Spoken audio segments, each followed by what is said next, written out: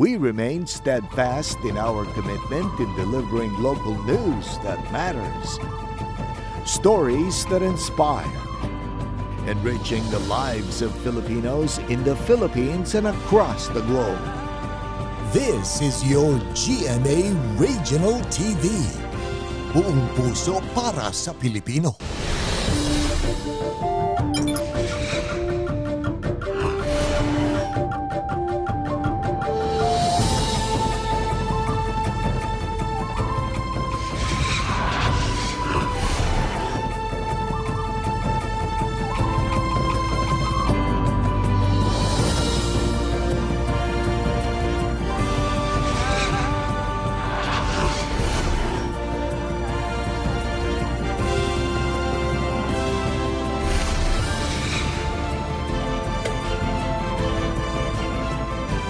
Ito ang GMA Regional TV, Balitang Southern Tagalog. Magandang hapon mga kapuso, narito na ang Balitang Southern Tagalog. Hatid namin ang mga pinakamalaki at pinakahuling balita sa Timog Katagalugan. Live mula rito sa GMA Batangas Station, ako po si Ace Medrano. Nasunog ang 5 bahay sa Barangay Bugtong na Pulo sa Lipa City kung saan nasa 7 pamilya ang apektado. Para sa detalye, makakasama natin live si Denise Abante. Denise?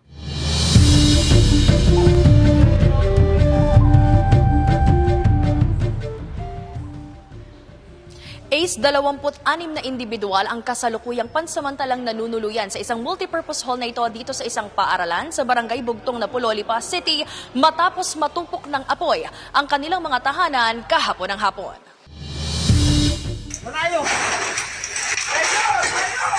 Naglalagablab na apoy at makapal na usok ang bumulabog sa mga residente ng Barangay Bugtong na Pulo, Lipa City pasado alas 2 ng hapon kahapon. Mabilis umanong tinupok ng apoy ang 5 magkakatabing bahay sa lugar. Gawa sa concrete at light materials ang mga bahay ayon sa BFP.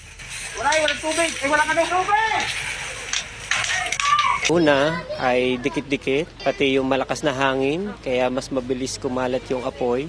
Pero sa pamamagitan din ng mabilis na pag-aapula ng ating mga bumbero, kami po, mga bumbero, at mabilis po na namatay po ito. Umabot sa first alarm ang naturang sunog at walang naitalang nasawi o nasugatan sa insidente. Patuloy pang iniimbestigahan ang sanhi at pinagmulan ng sunog. Pansamantala namang nanunuluyan sa isang paaralan sa barangay ang mga nasunugan habang nakakurdon pa ang mga kabahayan at wala pang pinahihintulutang pumasok sa mga natupok na bahay habang patuloy ang isinasagawang investigasyon. Ang inuupahang bahay ni Judy Ann, muntik na rin daw matupok ngunit agad niyang nabuhusan ng tubig. Dumaan ang apoy sa bubong ng kanilang bahay kaya agad niyang tinanggal ang mga appliances at iba pang gamit na posibleng madaanan ng apoy. Usok agad siya na maitim, tapos sumilip na po yung apoy, tapos maya-maya po yun, may nagputukan na po. Yun, tapos naglabasan na ho kami noon. Kumalat na po siya. Tapos sunod-sunod na po ang putukan, tapos yung diklap ng mga kuryente. Biglang umapoy ho siya ng malaki talaga. Ang residenteng si Luz, laking pasalamat na hindi nadamay ang kanyang bahay. Panawagan na lang daw niya, kung sino man po yung may puso at may kakayanang tumulong, yun lang po ang hiling ko. Pakitulungan niyo po sila kahit po saan kayong department or ahensya ng pamahalaan. Please lang po, pakitulungan po sila. Ayon sa BFP, naging pahirapan din daw ang pagpasok ng fire truck sa lugar dahil sa masikip na daan at ilang sagabal na gamit sa kalsada. Kaya ngayong araw, sa tulong ng ilang traffic enforcers, ipinaalis na sa mga residente ang mga nakaharang sa daan. Kakarga po namin sa aming tow truck para po ito'y malinis. Nakatakda na ring magtungo ang CSWDO sa lugar upang magpaabot ng tulong sa mga naapektuhang residente. Ace, hanggang sa ngayon patuloy ang pagdating ng tulong mula sa LGU, iba't ibang organisasyon at pati na rin mula sa mga pribadong individual para sa mga nasunugan. Yan muna ang latest mula rito sa Lipa City. Balik sa iyo, Ace. Maraming salamat, Denise Abante. Dumagsa ang ilang Batanggenyo sa unang araw ng voter registration ng COMELEC ngayong Lunes, February 12. Ang ilang nagparehistro madaling araw pa nagtungo sa tanggapan ng COMELEC para mauna sa pila. Ang detalye sa report ni Hazel Alviar. Umarangkada na ngayong Lunes ang unang araw ng voter registration ng COMELEC. Sa Batangas City, dagsa ang mga residenteng nais magparehistro at mag-transfer ng voters record. Alas 5 pa lang daw ng madaling araw nang pumila si Girlie sa tanggapan ng COMELEC. Sinadya raw niyang mag-leave sa trabaho at maagang pumila para magpalipat ng kanyang presinto dahil sa Lobo pa siya nakarehistro. Isip ko po, siguro po talagang matagal itong proseso ng ganito. Kaya po hanggang ngayon hindi pa kami tapos. Magpapalipat din ng voters record ang pakay ni Conchita na sinamahan ng kanyang kapitbahay na si Marie Chris dahil hirap siya sa paglalakad. Pero dahil sa kanyang sitwasyon, kailangan pang magpatulong ni Marie Chris sa mga staff ng COMELEC at uniformed personnel na umaalalay sa mga nakapila dahil nasa ikalawang palapag ng gusali ang tanggapan. Wala kami makatulong paakyat sa taas. Gusto niya talaga magparehistro para hindi na siya pupunta ng Laguna. Dito na lang kasi may bahay naman din siya dito eh. Isa lang ito sa mga nakitang problema ng COMELEC Batangas City sa unang araw pa lang ng voters registration dahil bukod sa maliit lang ang espasyo ng kanilang tanggapan, kailangan pang umakyat ng mga nagpaparehistro. Kaya bukod sa Register Anywhere program ng COMELEC kung saan isasagawa ito sa mga mall, universities at government agencies, magtatakda rin daw sila ng special day para sa vulnerable sector na kinabibilangan ng mga senior citizen, PWDs at mga buntis sa mga susunod na araw. So I'm trying to address that as soon as possible na magkaroon ng access sa baba. Yung satellite registration, nabayan niyo po yung schedule which we will disseminate to the proper agencies dito sa mga kasama natin sa Batangas City, sa media.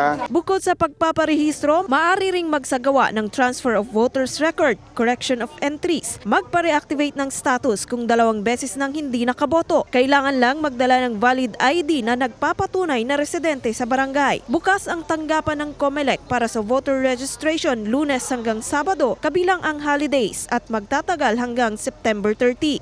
Kasama si Buhay Adante Jr., Hazel Alvior, Balitang Southern Tagalog. Isinagawa ngayong araw ang dialogo sa pagitan ng LTFRB-4A at Starter Piston hinggil sa umano'y may bayad na show cause order na ibinigay sa ilang mga tsuper na nagsagawa ng tigil pasada noong Disyembre. Ang detalye sa report ni Denise Abante. Personal na nakipag-usap ang Secretary General ng Starter Piston o ang samahan ng mga jeepney drivers sa Kalakhang Timog, Katagalugan sa Regional Director ng Land Transportation and Regulatory Board sa Lipa City. Hinggil sa umano'y pinababayarang show cause order na iniso sa ilang jeepney drivers na sumali sa welga noong December noong nakaraang taon. Actually, talagang maraming dumudulog sa atin na nagbabayad sila ng malaking halaga. Pero ang binabanggit dito, depende raw doon sa magiging desisyon doon sa pagdinig ng hearing. Kumbaga siguro kung mayroon man siguro naniniwala ako na iba't iba ng uri yung pagsusyokos. May iba't ibang dahilan kung bakit nabigyan ng show cause order ang mga driver ayon sa LTFRB-4A. Isa na rito ang pagtigil sa pamamasada na labis na nakaapekto sa mga mananakay. Posible raw na nilabag ito ng mga tsuper kaya sila pinagpapaliwanag. Pero paglilinaw ng ahensya, walang bayad ang show cause order. Kapag na-penalize sila, may bayad dahil sa show cause. Kapag proven guilty sila na nag-violate ng kanilang franchise. Depende kung anong penalty ang nagawa nila. Inaasahan namin na igagalang ng ahensyang ito sa ating rehiyon yung aming idudulog na complaint dahil malinaw naman na wala akong naiintindihan na sasabihin sila ay lumabag, na sila'y magbabayad dahil yung pagsama doon sa tigil pasada ng mga nakaraan, totoo, sila talaga yan. Ililinaw natin dahil nung mga nakaraang hearing sa HOR, sinabi mismo ng LTFRB, wala namang bayad ang show cause, lalo't kung galing sa rally. Wala naman daw problema na sumama sa rally ayon sa LTFRB-4A. Wag lang ang magtigil pasada na makaapekto sa publiko. Bukas din umano ang tanggapan ng ehensya sakaling may nais humingi ng linaw sa mga natanggap na show cause order. Huwag na natin i-violate yung mga dapat ginagawa nating tama. Kung alam naman natin na mali, huwag na natin gawin. Kung may mga problema sila sa patungkol sa kanilang franchise, open ako. Basta nandito ako, open naman ako. At kapag nandito ako sa opisina ko, pwede silang pumasyal. Kasama si J.R. Manjares, Denise Abante, Balitang Southern Tagalog. Patay ang magkapatid na 27 anyos at 12 anyos, residente ng Barangay Marawi, Lipas City at Barangay Bugaan West, Laurel, Batangas. Matapos malunod nitong Sabado sa lawa na sakop ng Barangay Bugaan East sa Laurel, Batangas. Ayon sa Coast Guard District Southern Tagalog, nagtungo umano mga ito sa lugar para maligo pero naanod raw sila sa malalim na bahagi ng lawa. Nagawa raw sa gipin ng mga mangingisda sa lugar ang mga biktima na kaagad dinala sa pagamutan ng mga otoridad pero dineklarang dead on arrival ng doktor. Matapos ang mahigit isang buwang pagsipa sa presyo ng produktong petrolyo, magpapatupad ng oil price rollback ang mga kumpanya ng langis bukas, February 13. Inaasahang bababa ng 70 hanggang 90 centavos ang presyo ng kada litro ng gasolina, habang 10 hanggang 30 centavos naman ang inaasahang bawas sa presyo ng kada litro ng diesel. Samantala, nasa 20 hanggang 40 centavos ang posibleng ibababa sa presyo ng kada litro ng kerosene. Ang posibleng pagbaba sa presyo ay epekto ng isinusulong na ceasefire sa pagitan ng Israeli at Hamas forces sa Middle East. Iba't iba naman ang reaksyon dito ng ilang motorista. Kailangan tuloy-tuloy ang baba, ay iba-iba. Mahina na uli ang pasahero ngayon. Mahina na uli. Ayos na din kaysa wala, kahit konti, at least nababa. Ay di po'y mabuti naman at talaga naman po napakataas na sobra na halos hindi na kami makakarga ng puno dahil laging konti lang ang budget. Mga kapuso, bukas araw ng Martes, February 13, mawawala ng supply ng kuryente ang ilang barangay sa lungsod ng Tanawan at sa bayan ng Taysan, Batangas. Magsisimula ito alas 9 ng umaga hanggang alas 4 ng hapon. Samantala, mawawalan din ng supply ng kuryente bukas sa ilang barangay sa Nasugbu, Batangas na magsisimula alas 10 ng umaga hanggang alas 5 ng hapon, bunsod ng paglilipat at pagpapalit ng mga lumang poste at row clearing ng mga linya. Ginagawang muebles ng 55 anyos na babae sa Tanawan City, Batangas ang mga nabubuwal na puno dahil sa epekto ng bagyo. Kilalanin siya sa report ni Paul Hernandez. For the aesthetic ang disenyo at pulido ang pagkakagawa. Aakalain mo bang ang mga wooden furniture na yan mula sa mga itinapon at mga natumbang punong kahoy lang sa bakuran, may ilan na napulot lang sa tabing dagat. May reindeer, mug holder, center table at king's chair. Ang nasa likod ng pagtatransform ng mga scrap wood sa isang obra ang 55 anyos sa inang si Eden na isang certified nature lover. Nag-start to nung magkaroon dito ng Typhoon na Glenda. Maraming nasalanta, hindi lang mga bahay. And then after that, yung mga puno, nakita ko mga natumba. Nakatambak lang masasayang. So, naisip ko na pwede ko siguro itong i-recycle. Bunga raw ang lahat na ito ng malikhaing pag-iisip. Bata pa lang daw ay hilig na niyang magbutingting. 3 hanggang 5 araw ang ginugugol niya para makabuo ng isang muebles. Mano-mano niyang pagdidikit-dikitin ng mga piraso ng kahoy, pakikinisin sa kababarnisan. Kahit sa dagat, yung kahit mga bulaklak na natuyo, iuuwi ko yon, then gagawin kong pangdekorasyon sa bahay. Pinakapaborito raw sa lahat na nagawa niya ang treehouse na ito na nagpapaalala sa kanyang pagkabata. Sa ngayon, mahigit 20 muebles na ang nabuo niya. Paglilinaw niya, hindi ito isang negosyo. Love for nature at hobby lang daw niya ang lahat ng ito. Etong iba narito, pag may pumunta dito, tinatanong nila kung gusto kong ibenta. Kaya lang, as a souvenir from sa amin, nakita ko na maganda yung iba bumibili pa. Nagre-repurpose din siya ng mga lumang gamit sa bahay. Siya na rin mismo ang gumawa ng mini altar sa garden nila. Para kay Eden, hindi raw kailangang gumastos ng mahal. Dahil madalas, nasa paligid lang natin ang mga gamit na mapapakinabangan pa. Kasama si Kel Ravaca, Paul Hernandez, Balitang Southern Tagalog. Ito ang GMA Regional TV, Balitang Southern Tagalog.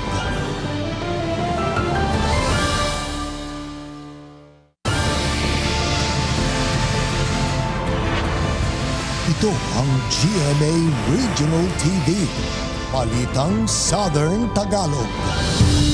Patay ang 2 katao sa salpukan ng 2 motorsiklo sa Santo Tomas City, Batangas. Tutukan yan sa report ni Denise Abante. Nakahandusay sa tabi ng kani-kanilang motorsiklo ang dalawang rider na ito nang madatna ng mga otoridad pasado alas 4 ng umaga kahapon sa bahagi ng Barangay Santa Anastasia, Santo Tomas City, Batangas. Ayon sa pulisya, binabagtas ng mga rider ang kurbadang bahagi ng Maharlika Highway na sakop ng nasabing barangay nang mangyari ang insidente. Accordingly po sa pag-iimbestiga natin, hindi naman po sila nakainom. Yung pong karsada po natin ay kurbada, then madilim po yun. So, yung po nakikita naming dahilan na pagkamatay nila sa pagkabangga nila. Siguro po itong mga nasawi na to ay nagmamadaling bumiyahe and nagkaroon po sila ng banggaan. Posible rin daw na mabilis ang patakbo ng parehong rider kaya nangyari ang banggaan. Hindi po sa ating pag-iimbestiga, ito ay mabilis dahil pati po helmet nila ay nadurog. Yung pong motor po nila ay nadurog din dahil nga nagkaroon po sila ng head-on collision. Nadala pa sa ospital ang mga rider, ngunit idiniklarang dead-on arrival ng mga doktor. Ayon sa pulisya, naiuwi na ng pamilya ang mga labi ng mga biktima sa kani-kanilang tahanan habang sinisika pa ng GMA Regional TV Balitang Southern Tagalog na makuhanan ng pahayag ang mga kaanak ng mga biktima. Payo ng pulisya sa mga motorista, kung tayo po ay may hinahabol na oras o tayo nagmamadali, ay huwag po natin gawin yun. Magkaroon tayo ng oras para sa pagbabiyahe para hindi po tayo nagmamadali. Denise Abante, Balitang Southern Tagalog. Ibinahagi ng ilang Batanggenyo ang mga pagkakaabalahan sa Valentine's Day. Samantala, ang mga single na empleyado sa munisipyo ng General Luna, Quezon, pinapayagang makapag-special leave sa February 15 at 16. Narito ang report ni Paul Hernandez. Feel ang Feb-ibig dahil sa mga nakasabit na hugot lines at love quotes sa Plaza Mabini sa Batangas City. Sa February 14, Miyerkules, mismong Valentine's Day. Anong pagkakaabalahan mo sa araw na ito? Meron po kaming parang leadership na ginaganap na event tuwing Valentine's. Siguro magkakaroon kami ng video call and then magkukumustahan. Nasa Finland siya. Araw ng mga puso. Pero walang ka-date. Mag-aaral na lang po ng mabuti. Dahil may pasok din naman daw kinabukasan matapos ang araw ng mga puso, ituon na lang daw sa ibang bagay ang araw na yan. Ika nga ng ilan, lilipas din yan. Aral po. Normal day na lang po yung kinabukasan. After araw ng mga puso, mag-aaral po for thesis. Wala po siyang time sa akin. Pero sa General Luna sa Quezon, may pribilehiyo ang mga empleyado ng munisipyo na mag-leave ng February 15 at 16 with pay. Inaprubahan mismo ni Mayor Matt Florido ang kautosang yan. Special stress leave ang tawag ng lokal na pamahalaan dyan. Pero opsyon din naman daw na pumasok na lang ng February 15 at 16 na may garantiyang double pay. Pasok sa kautosang yan ang mga single na empleyado ng munisipyo. Nakasaad pa sa Executive Order 9 Series of 2024, magmumula ang pondo o insentibo para sa EO sa mismong bulsa ng alkalde at hindi gagalawin ang budget ng LGU. Kasama si Buhay Adante Jr., Paul Hernandez. Balitang Southern Tagalog. Pinusuan ng netizens ang cute photo ni Sixto Dantes. Samantala, kinumpirma ni Bea Alonzo at Dominic Roque na hindi natuloy ang kanilang kasal. Narito ang report ni Hazel Alviar. Ibinahagi ni Kapuso Primetime King Dingdong Dantes ang mga cute na larawan ng kanyang 4-year-old son na si Sixto na naka-white button-down shirt at black crop pants. Ayon kay Dingdong, bihira lang daw mag-pose si Sixto sa harap ng kamera pero tila ginanahan daw siya sa pagkakataong ito na tingin niya ay dahil daw sa crop pants nito. Libu-libong netizens naman ang napa-heart react sa cute photo na ito ni Sixto. Kinumpirma naman ni Bea Alonzo at Dominic Roque na hindi natuloy ang kanilang kasal. Sa pahayag ng ex-couple sa kanilang social media account kahapon, sinabi nilang pareho nilang naging desisyon ito at hindi naging madali para sa kanila. Humiling din ng dalawa na iwasan ng magbigay ng mga masasakit na komento. Hiling din ng dalawa na bigyan sila ng privacy. Samantala ko kumprontahin na ni Angela ang papel ni Jeneline Mercado ang kanyang asawa sa Love Die Repeat.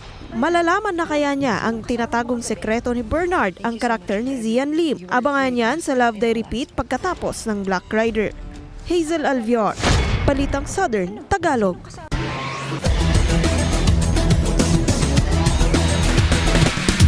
Kumamada ng 16 points ang pambato ng Letran na si Daniel Padilla upang pataubin ang JRU Light Bombers sa score na 102-64 sa pag-arangkada ng NCAA Season 99 Juniors Basketball Tournament.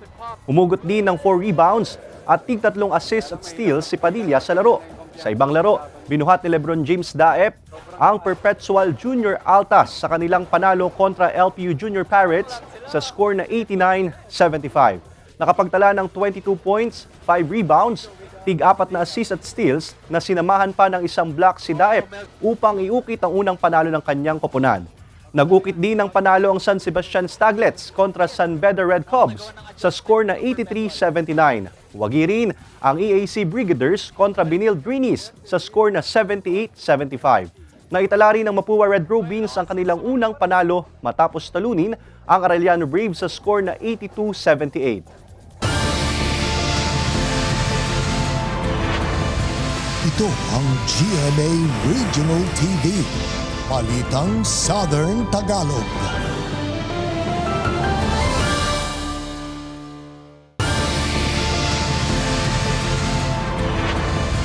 Ito ang GMA Regional TV. Balitang Southern Tagalog. Patay ang 33 anyos na lalaki matapos barilin sa ulo ng hindi pa nakikilalang sospek sa San Juan, Batangas. Tutukan yan sa report ni Hazel Alviar.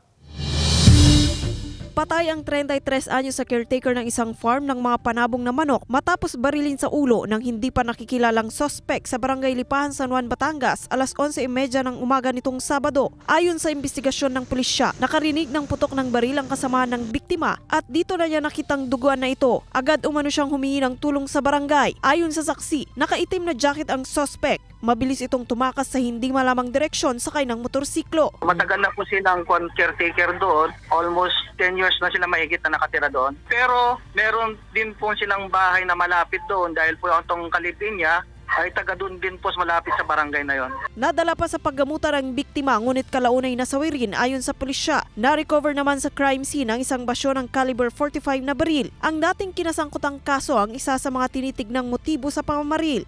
Sa possible na motive na tinitignan namin is possible dahil siya ay dating drug surrender. Haring nandun din, hindi po namin may alis na drug related or kung meron pang iba kami makikitang motibo. Patuloy ang sinasagawang investigasyon ng pulisya sa insidente. Sa ngayon, ongoing po yung aming backtracking sa CCTV para po magkaroon po kami ng lead. Magre-request pa rin kami sa mga adjacent area. Yung pong na-recover naming basyo is i-request po namin sa crime lab ng cross-matching. Sinisikap pa ng GMA Regional TV Balitang Southern Tagalog na makipag-ugnayan sa pamilya ng nasawing biktima. Hazel Alviar, Balitang Southern Tagalog.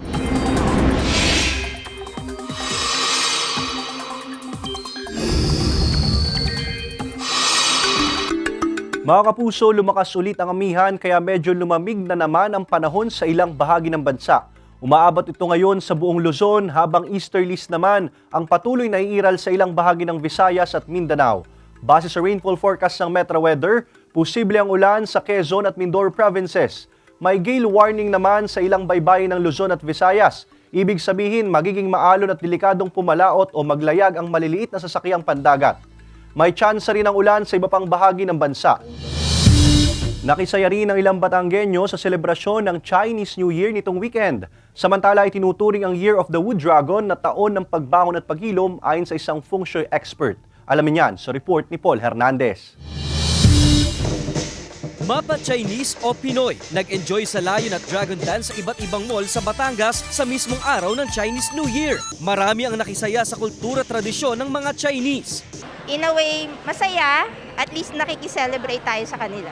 Nakikita mo na Chinese and then Filipino, they get together in one event. Okay naman, madaming tao, maganda yung Dragon Dance saka nila, maingay. Agaw pansin ang higanting Red Dragon centerpiece. May horoscope installation din at kahulugan ng iba't ibang animal symbols. Very lovely, parang buhay na buhay yung pag-ibig.